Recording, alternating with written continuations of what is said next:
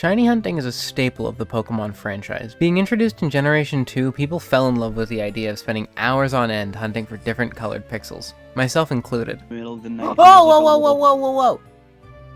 What? Shiny Did you get Tyrogue. one? Yeah!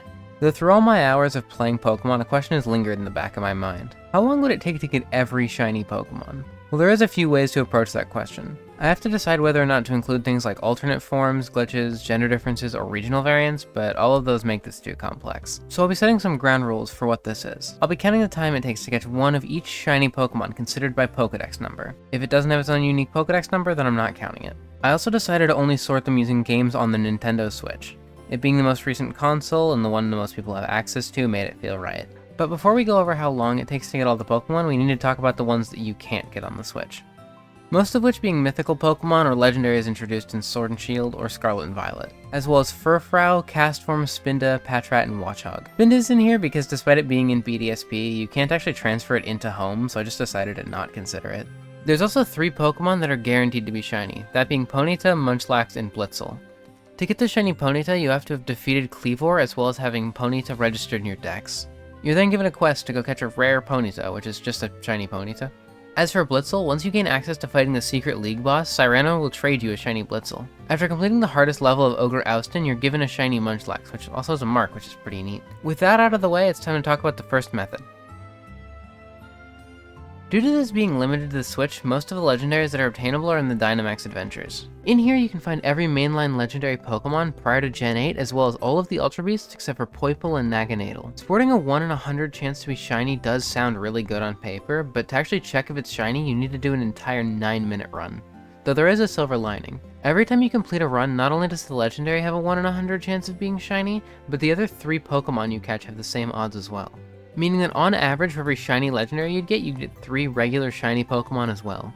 Due to the randomness of Dynamax Adventures, I can't actually determine what shinies you'd get that aren't legendaries, so I decided to just grab the first 141 Pokemon that appear in Dynamax Adventures, sorting by Pokedex order. Given that you get to check 4 Pokemon every 9 minutes means that it would take around 225 minutes to get a shiny from Dynamax Adventures. With 188 Pokemon to get from it, it brings our total time so far up to 660 hours.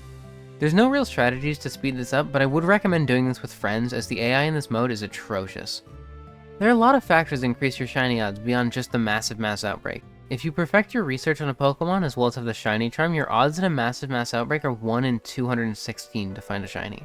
And while these odds are lower than a regular mass outbreak, you find far more Pokemon in a massive mass outbreak, making it just overall faster. For my testing, it took about 22 minutes to reach odds in massive mass outbreaks, and with 148 Pokemon to obtain via this method, it adds around 54 hours to the timer, bringing our total up to 714 hours. For our next method, we'll be moving into Scarlet and Violet and talking about outbreaks again, but this time we'll get to eat sandwiches as well. If you make a Sparkling Power 3 sandwich, which I'd recommend watching this video on the easiest way to make them, defeat 60 Pokemon in an outbreak and have the shiny charm, your odds for the outbreak will be dropped to 1 in 512. You can also keep opening a picnic to despawn all Pokemon in the surrounding area, so more spawn in faster. With this method, it takes around 34 minutes to find a shiny. The easiest way to do this is to defeat 60 Pokemon, save, and then make the sandwich. You save before making the sandwich as Herba Mystica can be a pain to get, and if you don't get one in the first 30 minutes, which you won't on average, you'd have to make another sandwich. As long as you don't close the game or the clock doesn't roll over to the next day, your odds for that specific outbreak will save, even if you leave the area. Another tip is if there are more than 15 Pokemon in that area at the same time, one of them is guaranteed to be shiny. This can be helpful for hunts with little color like Pichu or Igglybuff, or in the case of Minior, you literally can't see it's shiny. With 421 Pokemon to obtain with this method, taking around 34 minutes per shiny, that adds 238 hours to our time, bringing the total up to 952 hours. All the Paradox Pokemon can also be caught using a Sparkling Power Sandwich, and even though there isn't outbreaks for them, they spawn much quicker in Area 0, so I calculated around 24 minutes per shiny. Adding those as well brings our total up to 958 hours. Given that 144 Pokemon of the original 151 are in previously talked about methods, that leaves only 7 Pokemon left to be caught in Let's Go Pikachu or Eevee. The way you get shinies in this game is chain encountering. Once you reach a max chain of 31, your shiny odds are increased to 1 in 273, assuming you had both the shiny charm and Allure active. Chaining Pokemon for a while was considered one of the worst shiny hunting methods, as those numbers didn't really seem to make sense. The reason for that is because people weren't using the method correctly. In early 2022, the game was data mined, and it was discovered that it only actually applies the 1 in 273 to the next Pokemon of your chain that spawns. Though this does occur every time you catch a Pokemon, even if your chain is beyond 31. So the strategy is to just keep catching chained Pokemons even beyond 31 catches. Even with this, it still takes around 112 minutes to get a shiny doing this, and with 7 Pokemon, that adds another 13 hours to our timer, bringing the total up to 271 hours. The Pokéradar in BDSP has half the odds of the original game with just as many problems of chaining Pokemon. The way you use it is by using the Pokéradar, catching a Pokemon, then using it again, you walk to the tile that is exactly 4 patches away and catch the same Pokemon, increasing your shiny odds. Simple, right? Well, even if you do that correctly, there's a 7% chance that your chain will break. Once you get a chain of 40, your odds for a shiny become 1 in 99, and while it's absurdly high for how fast you encounter Pokemon, if you encounter the wrong Pokemon, your chain will break, resetting it back to 0, meaning you'd have to rebuild your chain back up. And with the chance being 7% that your chain breaks each encounter, assuming you catch it, you'll have a 5% chance to make it to a chain of 40. With how unlikely it is, it's mathematically faster to get a chain of 17 and just keep walking 50 steps to reset the Pokéradar than it is to try to get 40 encounters by about an hour. Though the gameplay of running back and forth reusing the Pokéradar can be mind-numbing, so if you're not catching literally every shiny Pokemon, you might want to try to get a chain of 40 anyway. It takes on average 117 minutes per shiny, and with 31 Pokemon to catch via Pokéradar, it adds another 62 hours to our timer, bringing it up to 1,033 hours. Here's where we get to the real heavy hitters, starting with the Masuda method. I'm going to assume most people know what the Masuda method is, but for those who don't, if you breed a Pokemon with another Pokemon whose origin language is different, your shiny odds will increase to 1 in 512, though this is unaffected by the shiny charm. As most Pokemon can breed, there's a lot of Pokemon who are most easily obtainable via this method. The most notable ones being any Pokemon that was in Sword and Shield but did not return in Legends Arceus or Scarlet and Violet. I tested this method in both Scarlet and Violet as well as Sword and Shield, and even with an Egg Power 3 sandwich, Shield is significantly faster. So if the Pokemon you're going for is in Sword and Shield, to do it there.